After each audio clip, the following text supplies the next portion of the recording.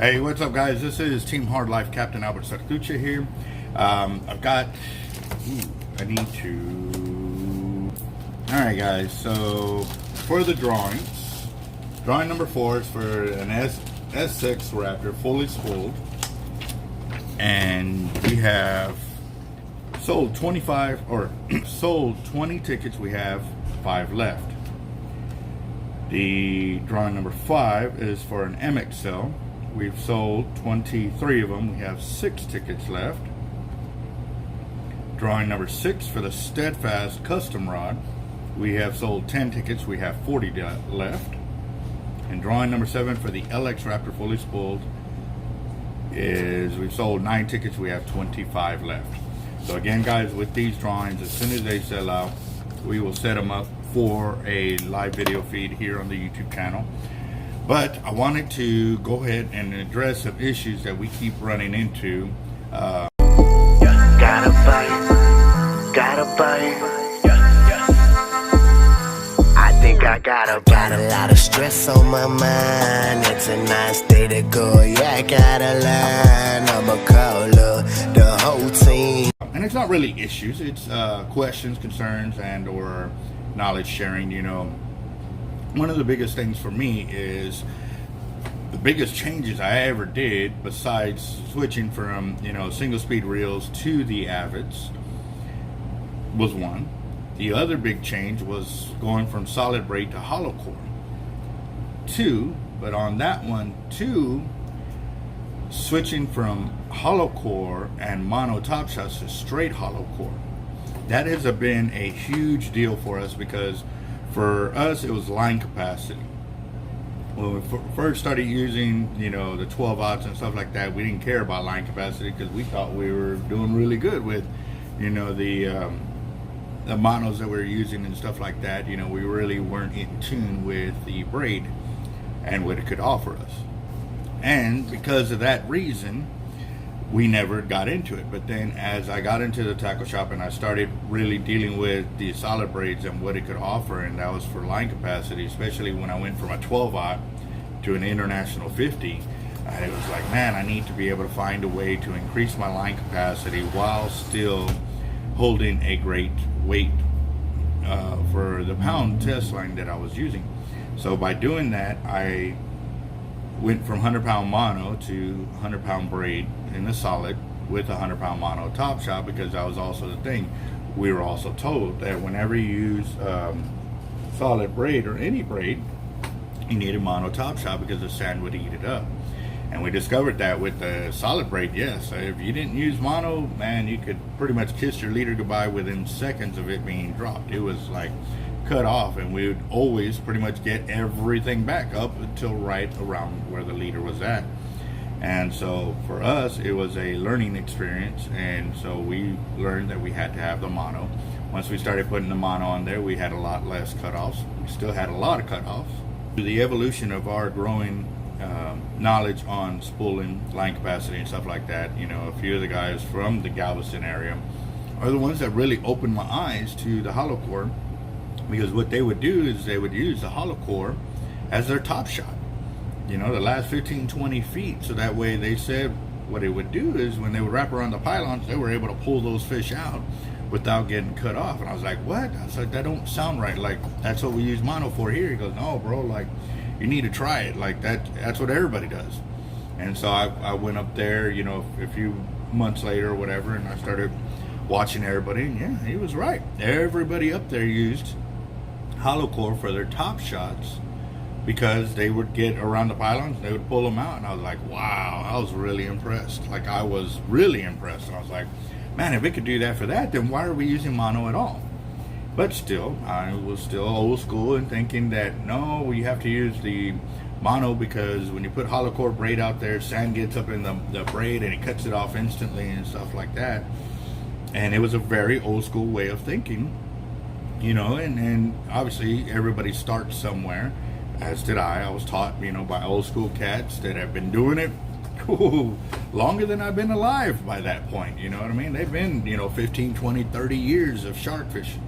So they had a lot of knowledge, and I was looking to absorb every angle that they had already played in their playbook into my repertoire and then to grow from it. So, you know, as if you go back through my earlier videos, you saw where we were doing a lot of hollow core and we would splice mono on Top Shot. And it was for that reason, especially when we were casting reels. And so, and then one night, me and Jeff went out there and we went fishing, and it was on my little SX Raptor, and I'm going to post pictures. I ended up backlashing because the knot, as it hit the first guide, it broke off right there. And it broke off on the mono side, not on the braid side. And so, when it did, the reel just instantly blew up. So I'm sitting there in the dark while Jeff is still catching fish over there. He got on his third drum, and I was able to get the whole backlash out. And, you know, once I was able to get it out, I was like, you know what? I wonder if this is going to work. I wonder how well this stuff can cast. And Jeff looks at me and goes, "You're really going to try it?" I'm like, "Yeah, I'm going to try it." So I tied a leader to it. I didn't waste time with any bait or anything, because I was like, well, if I'm going to break off, I just want to lose the leader and just the weight, not bait and everything else, so fish can catch it and, you know, get cut, you know. I wasn't trying to set up a death trap, but I cast out, and man, that thing just, I looked at Jeff, I said, "I'm fishing like this." I pull it in, I put some bait on, it went off, and I'm doing 100-something yard casts with this, and I was, wow. So at that point, I was like, dude, I'm going to fish it just like this. So I kept that one reel, fishing straight braid in the flats, you know, with grass and all that. There's tremendous cutoffs in the flats. There's all those little barnacles that grow off of seaweed and rocks and everything else, and not one time did I get cut off. So I was really, really impressed, and I was like, you know what, I'm going to do a couple more reels. So slowly but surely, I started working it into where I had nothing but braid on all my reels. And so now let's fast forward to where we are now. Everybody that I'm teaching, I'm showing them to use the straight hollow core braid, and it's because the evolution of everything we went through in our growing pattern, from going from solid braid and mono to straight hollow core, to why do we keep using it? And it's because of that reason. We have seen where we don't get cutoffs. I mean, and it's not by the sand, and then not by the rocks, it's by toothy critters. And so for us, as we were doing all that, it kind of dawned on me. I was like, man, I've been catching the proof on video every time I use my underwater cameras. So with doing that, here's multiple links right here and multiple camera angles where I'm fishing on the beach, and you can tell every single one of them, it looked like there was a hurricane down there of sand, rocks, debris. And I'm talking, I left my camera down there for over an hour on the sandbar, in the sand, just getting pummeled by all this debris coming through. And you can hear the camera move, the surf weight move as well. And I mean, it held, but you could tell it would still move with the amount of force of current, wind, or current, waves, and water, and all the debris coming through. It just really, really took a big impact on the braid. But not one time did I lose a camera because of that. So the other day when we did that 24-hour fishing trip for our winners, we had multiple cutoffs, and we've got people asking, well, what do you think the primary concern of all those cutoffs was? And I truly believe it was because of all the bluefish, the mackerel, the kings, the sharks that were in this huge feeding frenzy out there. These schools of fish were coming through, and these fish and shark were just eating, and they didn't look where they were going. I mean, they didn't say, oh, there's a line, let's not cut that line off. They were going for doing what they naturally do in their habitat, and that is eat. And so when they're eating, they're not gonna barely nibble on a fish. They want to hurt that fish, cut it in half, and do whatever they have to so that they could eat. So with all that, look at all the underwater footages I have. I mean, you have probably 50 to 100 videos of our cameras being underwater, getting tore up by current, by debris, by sand, by rocks, by seaweed, by all kinds of the things that we know solid braids get cut off for almost instantly, and the hollow core braid does not get cut off. And proof is, again, I'll pull in all the cameras. I'm able to pull it in, and you see that in the video. The cameras always come back, and or they run out of battery while they're down there. So this is a very, very important fact. The sandbars aren't cutting off the braid. If they do, it's because somehow, some way, the braid is on the floor and it hits a super sharp edge, which it is very, very rare, even for when we go down south and deep and stuff like that. We haven't really found where we are getting cut off like that, because it's just, you see the rod bow over. I mean, it takes a hit. And, when you see a rod bow over like that, it's not because of the sand. The sand don't, pull line on a rod and bend it over, and especially when there's no current, you know what I mean?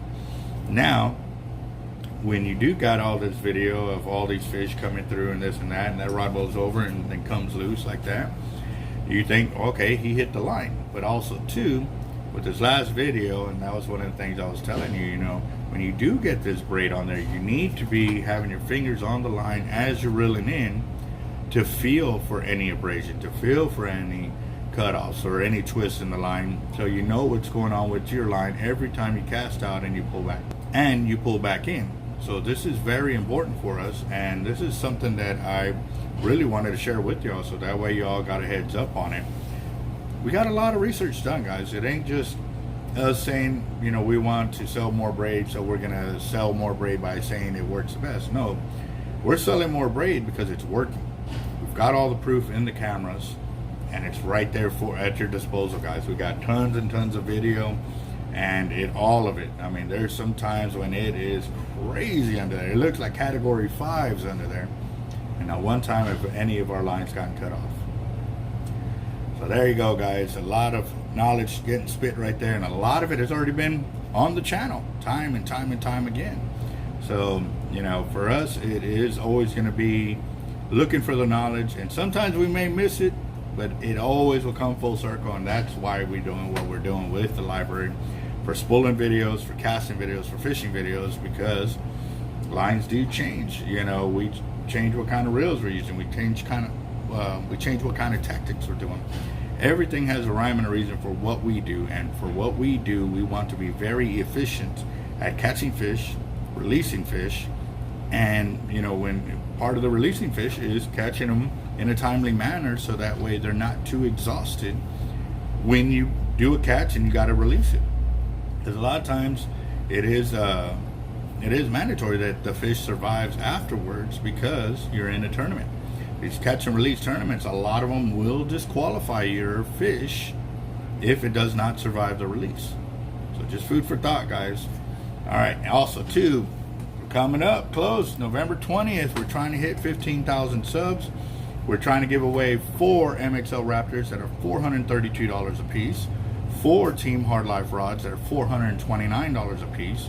We're going to choose 8 winners. The 8 winners will get to pick what they want, either a reel or a rod, and obviously the ones that pick 4 reels first, that's it. Everybody else will get rods or what have you. But we got to hit the goal of 15,000 subs first. So yes, pass a copy of the link of our YouTube channel, paste it everywhere, every single social media you're part of, and get them to come and sub. We definitely need a lot more action. We're looking for more sponsors, as always, because with them, they do help us with the giveaways and stuff like that. But also too, a lot of times it's product that we do use or do need. It may not always be for fishing, but it always has a way in our life to save us some money. So our big shout out to our sponsors, big shout out to all our subs who are there, who are constantly on the channel, being proactive, guys. You asking your questions on the channel is looking to help you, but at the same time, you may help somebody else that is looking for that same knowledge. So don't be afraid of asking your questions, and we're always in tune for constructive criticism, because we have not done everything. We have not done every single test there is, but we are ready for it. We are looking for it, and we definitely will use whatever source or resources we have to be able to get to that knowledge that we're looking for or being asked. All right, guys, y'all have a good one and stay blessed. Hey, and another, just a heads up, guys, come October 20th of this year, this month, Avid Reels is raising their prices. Some of them are as little as $10 more. Some are $80 more. We have got a list of printouts, and yeah, so just giving y'all a heads up, guys. They're even offering reels with no glide plate. The star drags are in there, but the main colors that are going to be sold are silver, gold, blue, black, purple, gunmetal, green, and red. So just a heads up, guys. Price increases are coming, but they are also offering different variables on that, like I said, with the no glide plate.